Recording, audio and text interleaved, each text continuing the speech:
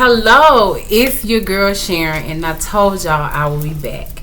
I know it took me a little time, but you know how it goes. I had to get some things together, straighten some things out, and I'm loving every bit of it. This is what I want to be doing right now. Is sitting in front of you guys and just sending out as much inspiration, love as possible. I am excited. I'm keeping coming. I'm gonna keep it going and keep it going till God tells me to stop. But y'all, today is a wonderful day. Today was a wonderful day. I had church today. It was awesome. And you know what the message I got was? To keep pushing, keep going. So for this It's Your Girl Sharon channel, I'm going to keep pushing and I'm going to keep going. So today is going to be a little different because I want y'all to continue to learn who I am and see what's going on in my life. So today I'm bringing on the love of my life, my husband, Mr. William Earl Jones Jr. I want him on here to share with y'all how we got started. So let me go ahead and bring him out. Babe, come on out and sit with me. Come on out. Let's talk. Let's do this couple thing. I love you. Look at him, y'all. Don't he look good? He is very good looking. Okay? I love my husband. And ain't nothing like a man in a suit. You hear me? I ain't got nothing against the Jordans and the Jordan t-shirts. But when they wear them suits and they wear them well, it gets me every time. So, babe, I'm so glad to have you here with me today. And today, today I want to talk about us. You know, I'm giving my people, you know, my fans who I am, and I'm letting them know that number one, I'm married, and I want them to meet my husband. You know, and I want us to kind of give them a little gold nuggets or little tips on what helped us. You know, you know, to help us because we hit what 18 years almost in May. 22 been together, been married 18. Yeah. So you know, I think we have a lot to share, and I think we can help others. You know, if they're willing to listen. You know, so what I would like if you would kind of get started on how we met, and then I'll just come in, you know, afterwards, you know. All right, cool. All right, so it was 1992, September. Yeah. I was at the one and only school of our elementary schools, Hooper Alexander, Decatur, Georgia. All the Hooper Troopers need to stand up. They know. It was all right. And I was a patrol captain.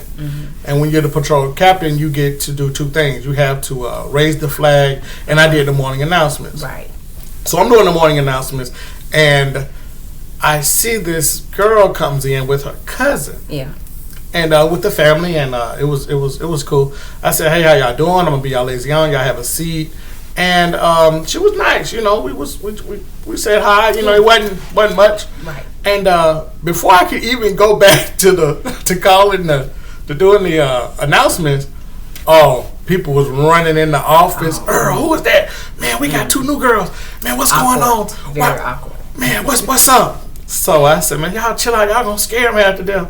So yeah, he right. It was cool. So we ended up having classes together and got kind of close. Yeah. And then we graduated from 7th grade elementary together. And guess what? We ended up going to the exact same high school.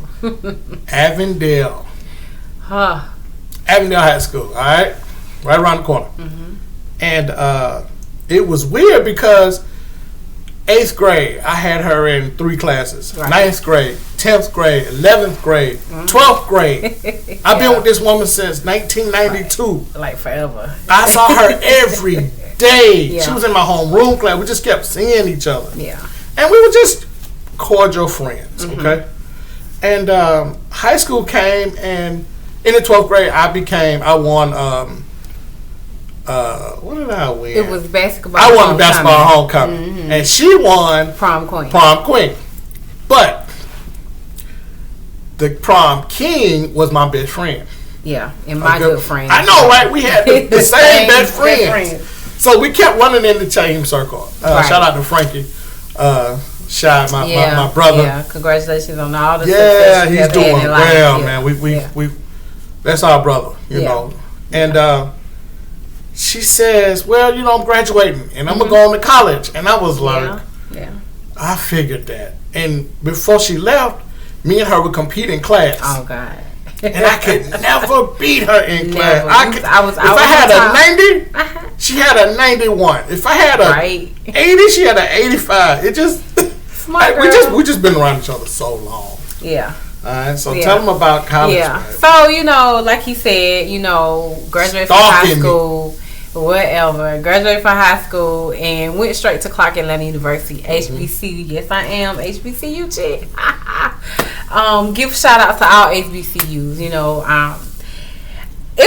college was very different because I went to college and didn't know a lot of people there. Didn't have a lot of friends from school that went there. So I managed to kind of keep in touch with some friends because I had two friends, the guy that we just mentioned, Frankie, and we had another friend, Mallory, that went to Morris Brown. So if any of you know how the AUC works, you got Morris Brown, you got Clark Atlanta, Spelman, and Morehouse. Right. So quite naturally, we was kind of in the same classes or in the same area together.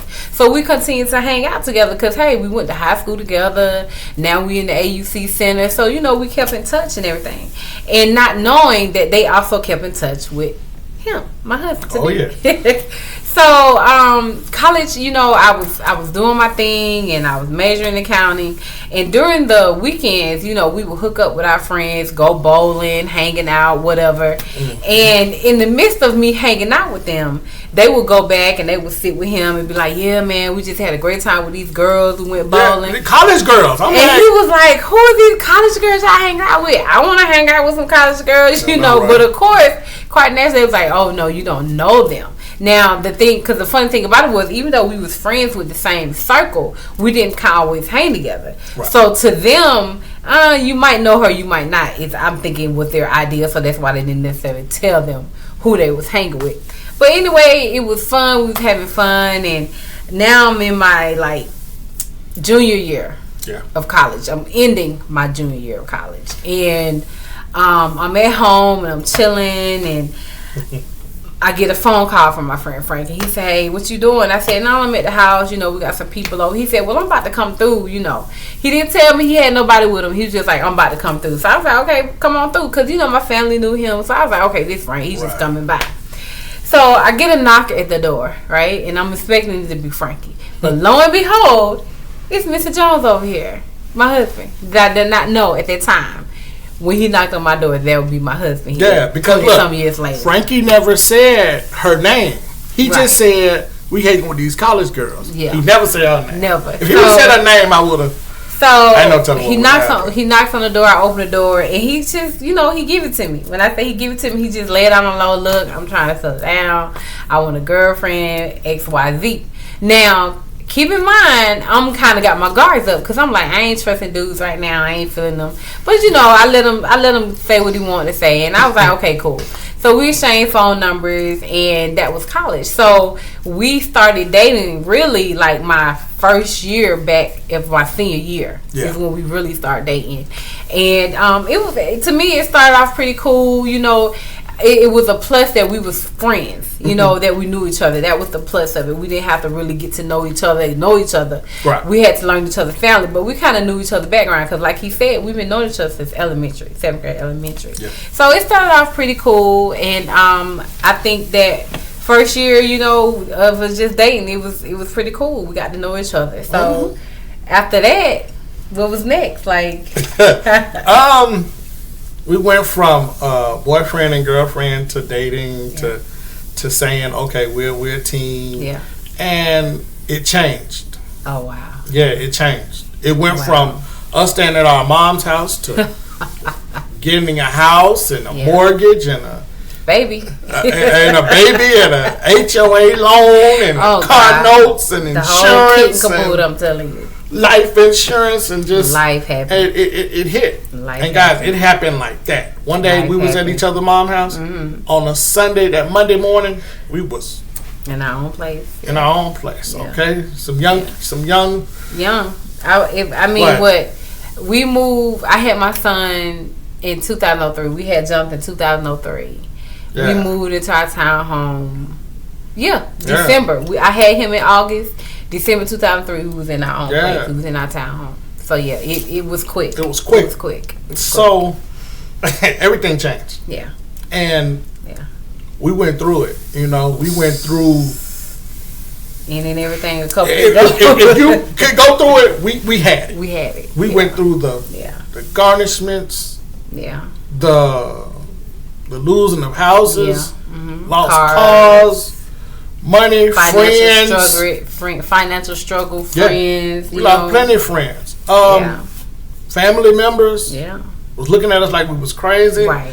I was going to school, right?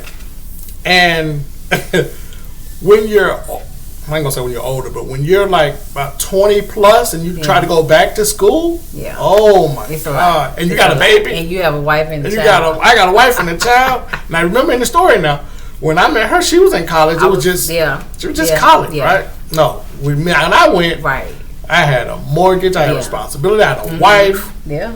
It was it was a lot. Finished. I was done. She was done. Yeah. She inspired me to go back. Yeah. I will say that she inspired me to go back. I was a security officer, you know, and she said, "No, you Mr. Jones." Yeah. And when she said it, I was like, "No," she said, "You Mr. Jones, and people gonna be talking about you one day. Yeah. And you're gonna be on this big billboard."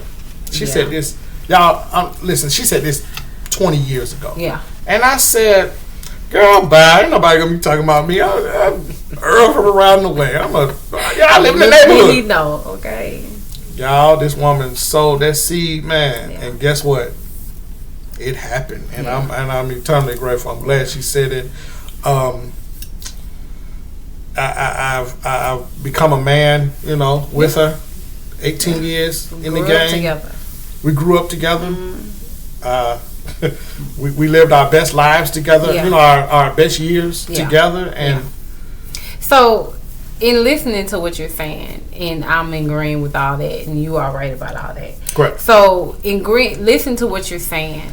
A young man or a man comes to you and say, "Hey, you know, what advice would you give to me?" A guy that's thinking about getting married, or a guy who's in a relationship. What would be your tips or advice that you would give him as a guy trying to get married or thinking about getting married? I would say go against the grain. Okay. I would say go against the grain, because they always tell you, man, get your money right. Right. Get the cars, get the house. Right. Then get married. Hey, guess what? Everybody who I know who has a successful marriage lost them cars and them houses and stuff that they started off with. Mm-hmm. And they started off rocky. Right. Okay? Mm-hmm. Nothing against people who didn't start like that. Yeah. I'm just saying. Different strokes, different. Yeah, I'm just saying that, hey, you get caught up in all that stuff, you're going to lose your marriage because you caught up in all that stuff. Yeah. I would tell them also to get a hobby. Mm-hmm. Get a hobby, because once you get married, you know, you have to somehow keep a piece of you. Yeah. Okay, because you're going to be spread thin. You're going to be pulled so many different ways that you might get lost in you. And then you're going to wake up 20 years later not knowing what you like to do, not knowing how to dress anymore, because you're going to lose yourself. Okay, and I'm not saying lose yourself. I ain't going to say lose yourself, but you're going to change, and you're not going to be how you used to be. I hear and I would tell them to pray. And get a strong relationship with Christ, because it's going to be some things that you're going to go through. Yeah. That your mom and your daddy and your uncle and brother and your cousin, they can't help you. It's going to be one person. Yeah. Spiritual. Yeah. Warfare will come your way, and I promise you, the only thing that's going to help you is God. Right. And he is a deacon, by the way, so you know deacons, you know, they. There we go. And she a deaconess. Why she laughing?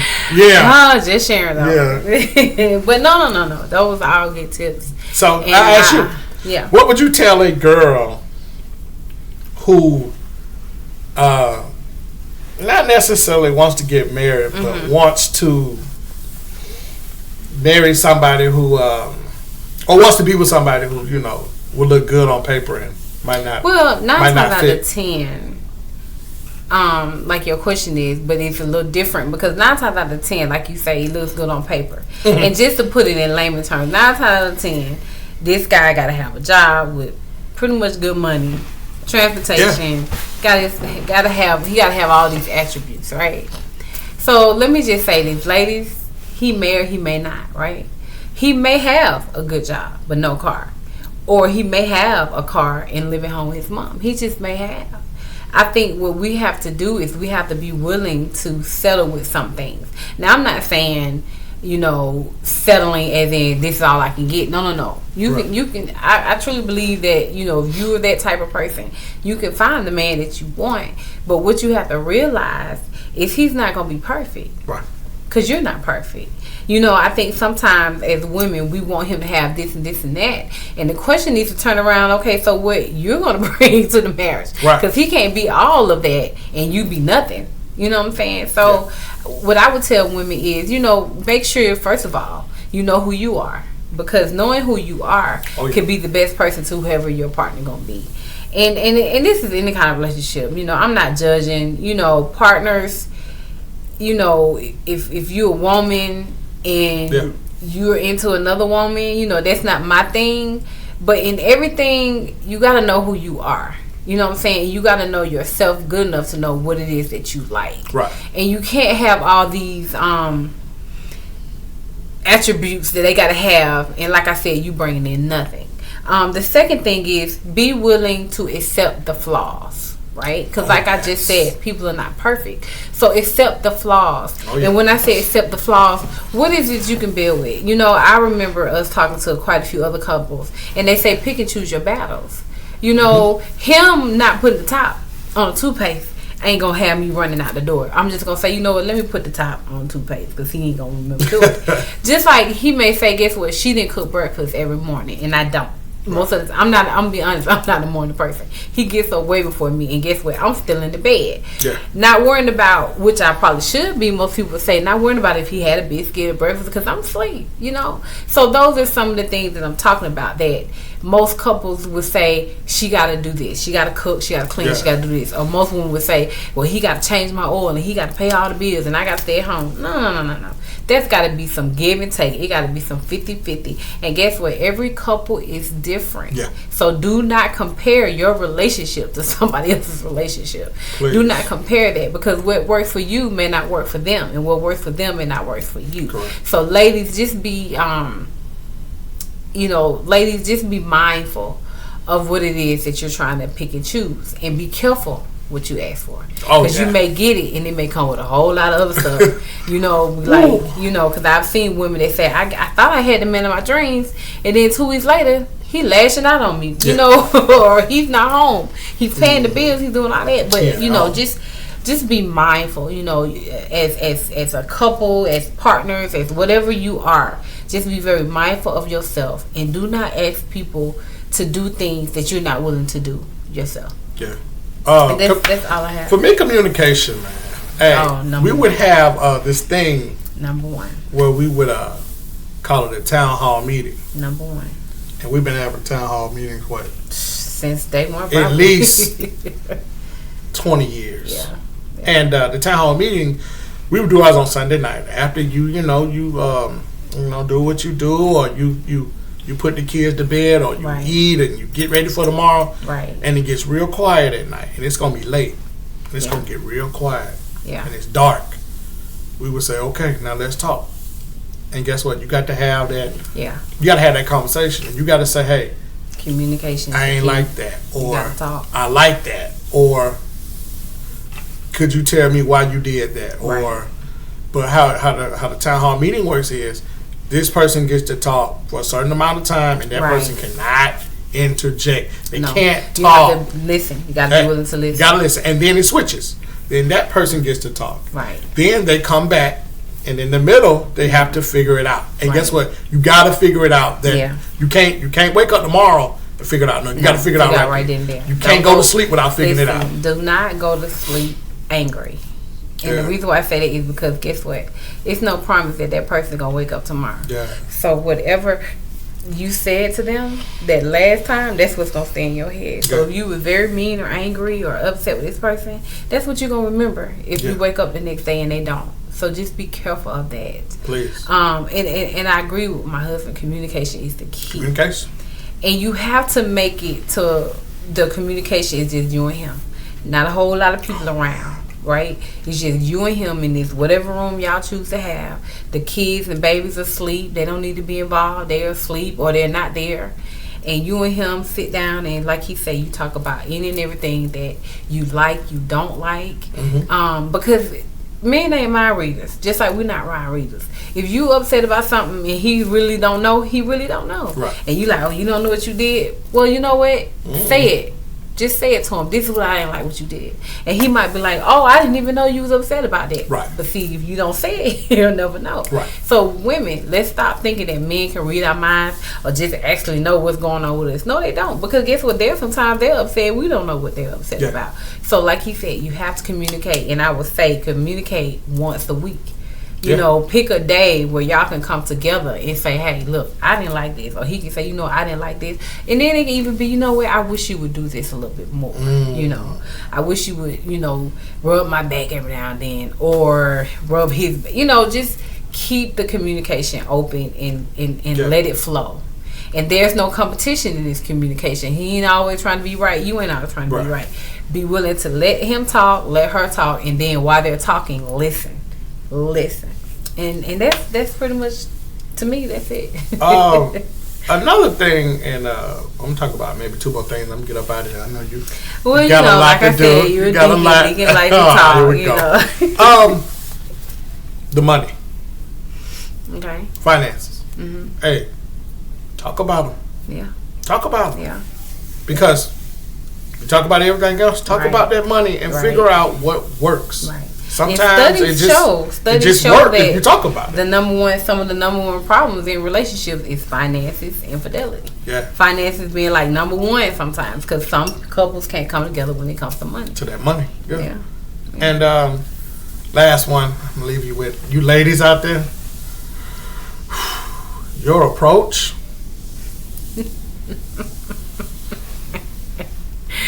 I'm one.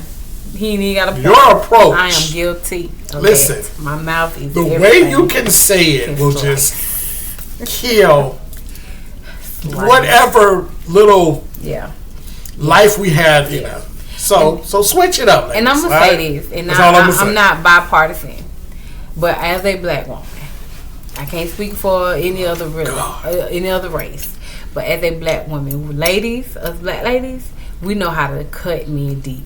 The things that we say, you are this, you are that, they can't handle that. And when you do that, it cuts them and it hurts them. And guess what? When you say certain things, you can't take it back. You know, you can apologize, but it'll always be embedded in mind that she called me this thing. She called me a name. She said I was weak. She said I was nothing. She said I was stupid. All of those things are mean. And 9 times out of 10, whatever you say to him, you don't want him turning around and calling you a B word or H word. You don't want him. Right? But as women, we have to learn self-control. And even in an argument, we have to learn, let me not say something that I can't take back. Yeah. You know. And, you know, most people would say, you know, like we did say, don't go to sleep on it.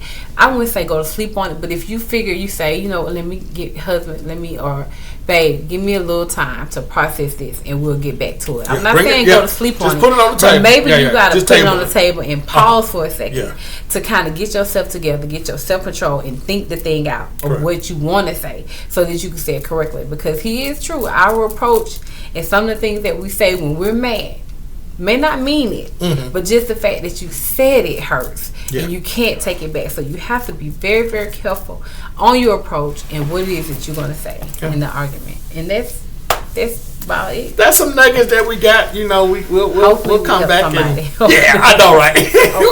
Because we were talking about us, y'all. Yeah, right. That was us. And keep in mind, neither one of us are couple counselors. We're just a couple that has been together for quite some time, and just sharing what worked for us. And hopefully, maybe it'll work for you guys. But I would never tell you, look, don't just feed off of what we said. This is just what worked for us. Right. But if you feel that your relationship is in some type of way, seek professional counseling. Please. You know, I would not say give up on it. Don't give up on your marriage. No.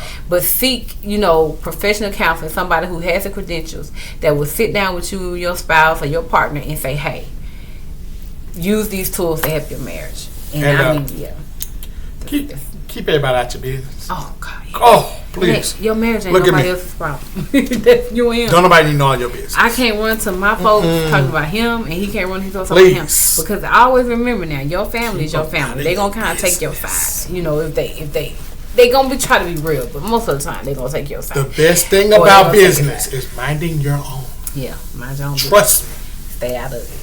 All right. Well, that's all I got. All right. I know that's it. Well, it was great. You got your show, and you let me come on. I like this. I hope you guys enjoyed it. Yeah. This is my husband. I love him. He is very supportive. Excuse me. Yeah. And I thank you for your support. I thank you for being by my side today.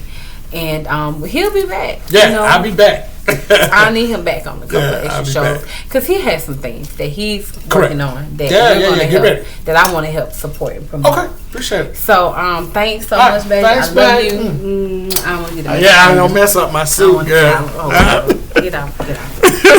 He is true, but it's all good. Thank y'all for your time. Thank y'all for tuning in. I hope you guys enjoyed it.